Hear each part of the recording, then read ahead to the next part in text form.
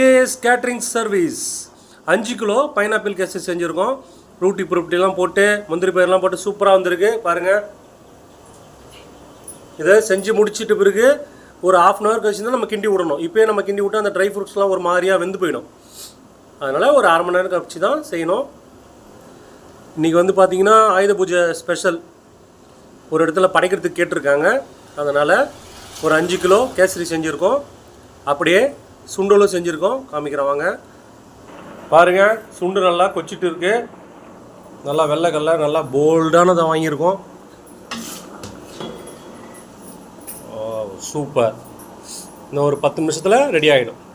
Okay friends, next வீடியோவில் சந்திக்கலாம். அதுவரை உங்களிடமிருந்து விடைபெறுவது உங்கள் குமரன். நன்றி, வணக்கம்.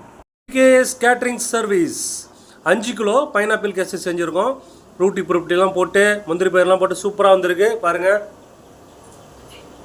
இதை செஞ்சு முடிச்சிட்டு பிறகு ஒரு ½ hour கழிச்சு தான் நம்ம கிண்டி விடணும். இப்போயே நம்ம கிண்டி விட்டால் அந்த ட்ரை ஃப்ரூட்ஸ்லாம் ஒரு மாதிரியாக வெந்து போயிடும்.